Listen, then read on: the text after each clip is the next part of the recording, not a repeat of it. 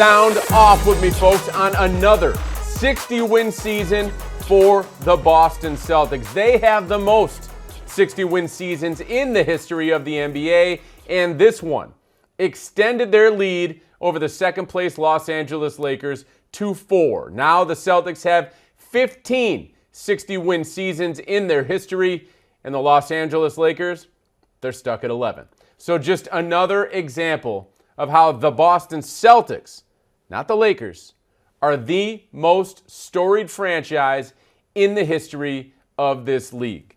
Now listen, the Celtics got to 60 wins tonight in a beautiful final tune-up for the NBA playoffs. And no, this was not the last game of the season for the Celtics. I admit that.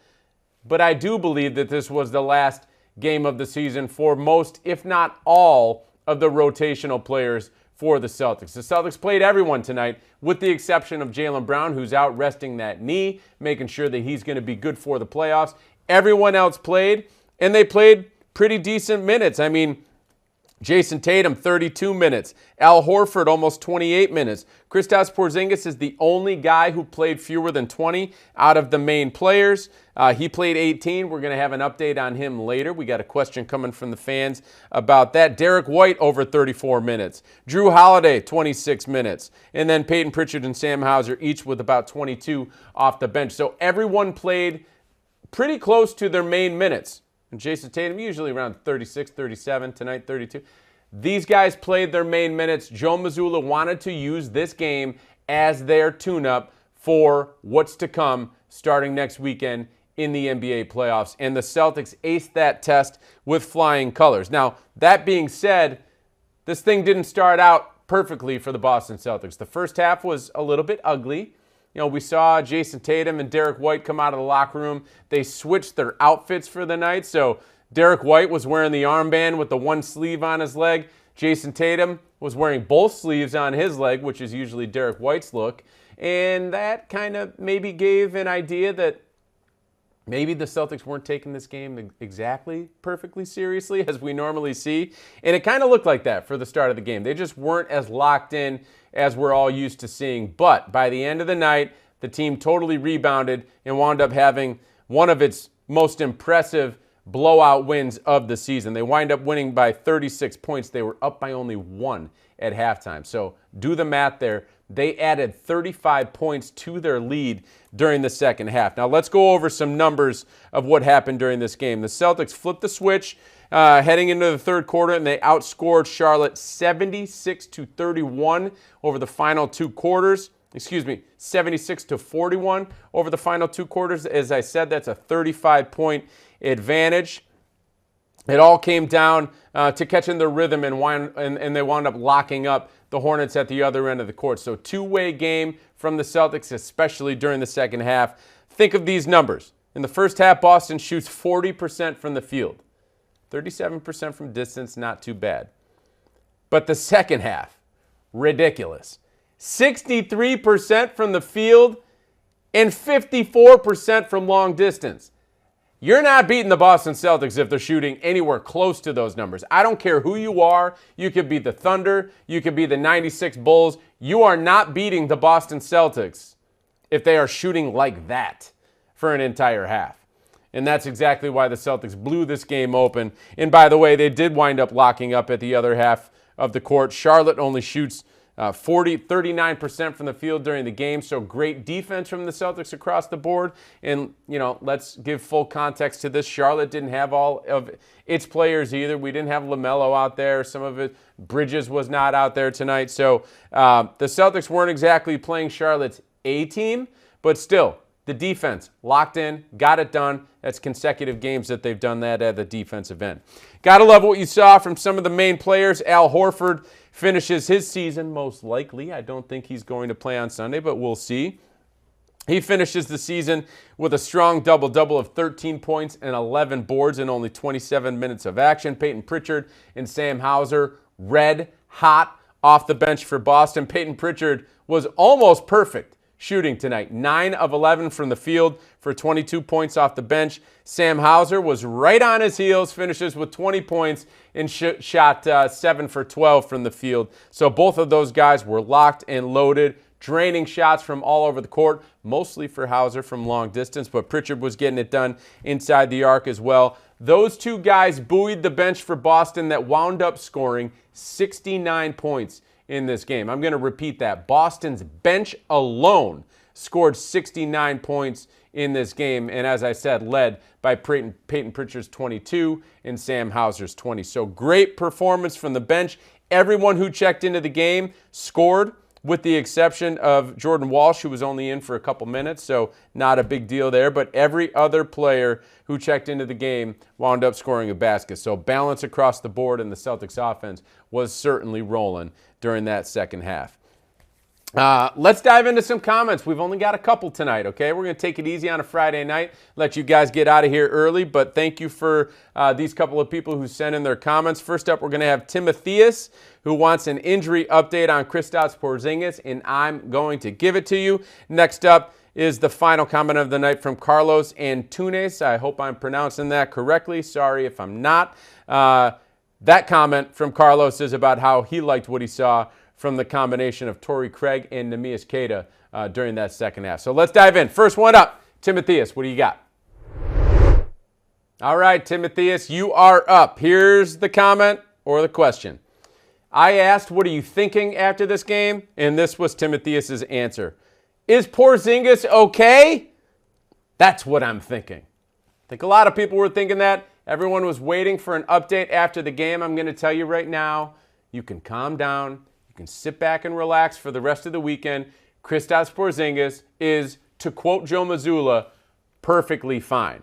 Okay, he did not come back out of the locker room for the second half. That had everyone worried. Did something happen where he's going to get testing and blah, blah, blah, blah, blah. Nope, nothing happened. He's perfectly fine. And again, I'm quoting Joe Mazzulla, perfectly fine. We don't have anything to worry about with Kristaps Porzingis. The only thing we had to worry about in this game is that he couldn't shoot the ball well. 2 for 7 from distance, opened the game with a few misses from three-point range, and that was while the whole offense was kind of stale. He wound up finishing 2 for 11 from the field. Still managed 11 points to go along with 5 rebounds and a couple of assists in his 18 minutes of action. Not the best. He was really the only guy who didn't play, him and Jrue Holiday, in terms of numbers. Those are the only two guys that really didn't have a rhythm tonight during this game, but I think they're going to be perfectly fine as we head into the playoffs. It's great to see Kristaps Porzingis healthy. We're going to head into the playoffs with him feeling like that and feeling perfectly fine. And trust us, he has been in a rhythm. So this game was kind of a one-off. I do not think this is what he's going to look like when the postseason comes around. We're going to see Kristaps Porzingis really playing well for the Celtics and impacting the game on a night-to-night basis. All they have to do is make sure that he stays healthy. If that happens, they've got a big 7'2", 7'3" center who can get it done at both ends of the court, shooting from distance, scoring at all 3 levels, and then defensively protecting the rim. So Kristaps Porzingis, he's perfectly fine. Yes, he didn't come out for the second half, but that's just because he was relaxing back in the locker room, it appears, all right? Everything is okay. He's going to be fine. I don't think he's going to play on Sunday, but we'll have to wait and see. This might have been his final regular season game and his final tune-up for the playoffs that are coming up about a week from Sunday. But, you know, if he plays, great. If he doesn't, I think he's going to be just fine and be perfectly ready for Game 1 when it arrives at TD Garden.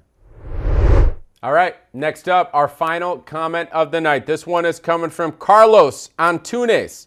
Again, I hope I'm saying that properly. If I'm not, I apologize. Again, I asked, what are you thinking after this game? And this was Carlos's response. Too easy. Craig and Nemi looking good together, plus 20 in only 12 minutes. That is true. Torrey Craig was a plus 20. Neemias Queta, plus 20. These guys both played the entire fourth quarter, 12 minutes, and they wound up combining for 9 points, 6 rebounds, and 5 assists to go along with a few steals.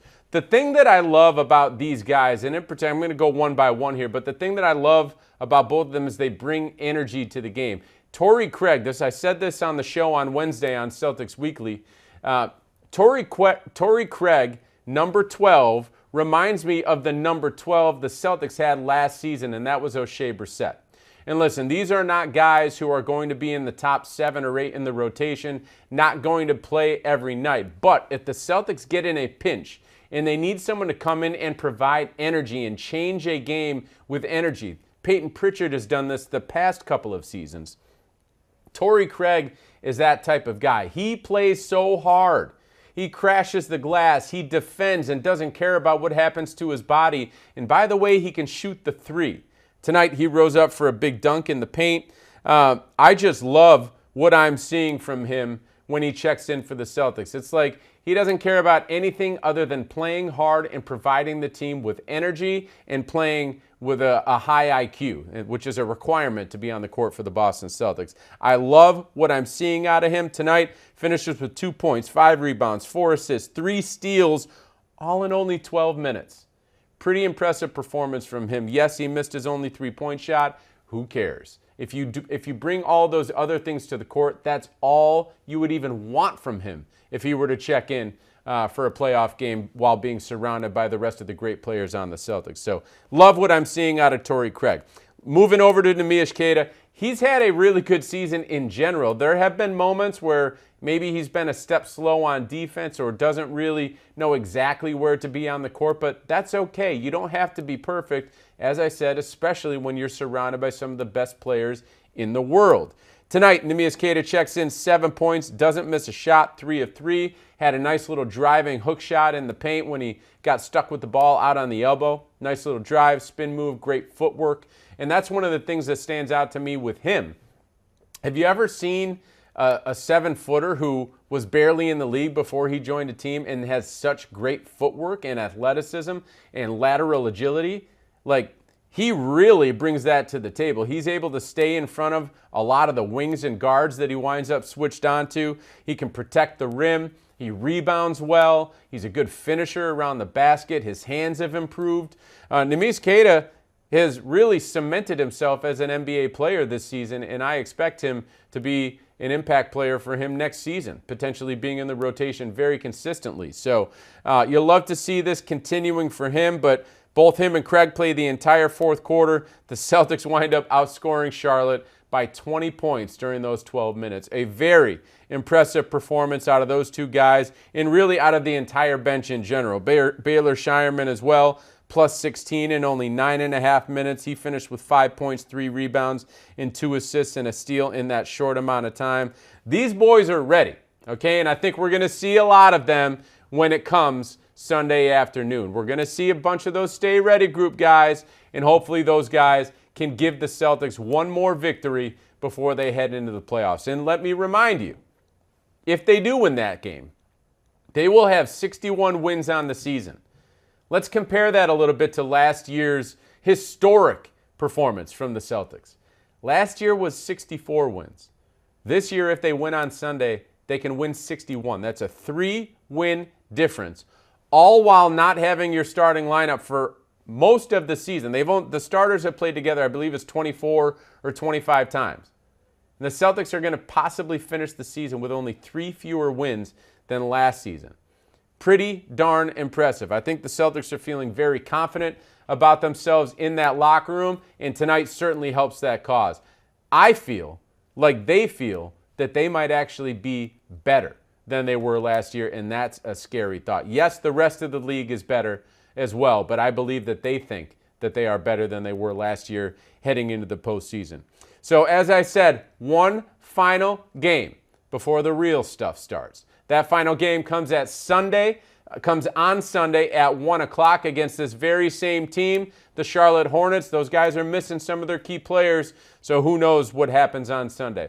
As I said, I don't think the Celtics are going to play all of their starters and key players in that game, but we'll see what Joe Mazzulla has to offer for his final game of the season. Again, 1 o'clock on Sunday, game 82 of 82, and then the real stuff starts heading into the postseason. Check out my post on X right after the final buzzer. I want to hear what you think about the game on Sunday. I appreciate you tuning in on YouTube. Thank you for listening on your favorite podcast platforms, and I'll see you Sunday evening.